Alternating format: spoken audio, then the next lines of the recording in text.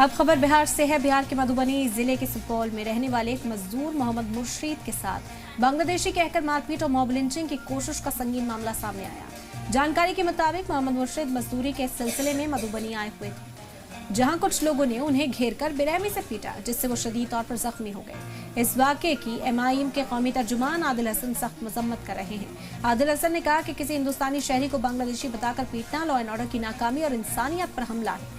आदिल हसन ने इस मामले को लेकर इंतजामिया के रोल पर सवाल उठाए। उन्होंने कसूरवार की फौरी गिरफ्तारी और मुतासिर को इंसाफ दिलाने की मांग की। फिलहाल मुतासिर शख्स का इलाज चल रहा है।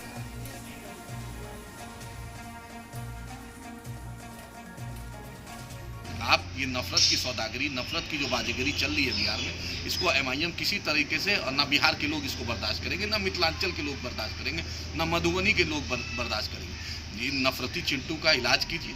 हम आपसे ये गुजारिश करें, ये साल की शुरुआत है, हर दिन अफसोसनाक ये खबर आती है, प्रधानमंत्री नॉर्थ ईस्ट जाते हैं, वहाँ पे लंबा लंबा भाषण देते हैं, लेकिन चकमा का उसी उत्तराखंड में मॉब लिंचिंग होती है। आपने देखा अंकिता भंडारी में प्रधानमंत्री चुप है। आपने देखा फिर उड़ीसा में एक मॉब लिंचिंग हुई, उसमें फिर केरल में हुई। तो प्रधानमंत्री और भाजपा सिर्फ अपने हिसाब से बात नहीं करें, हमें इंसाफ चाहिए। मधुबनी के मामले में हम डिस्ट्रिक्ट मजिस्ट्रेट साहब से मुतालबा करते हैं, SP साहब से मुतालबा करते हैं, NSA लगाइए कड़ी से।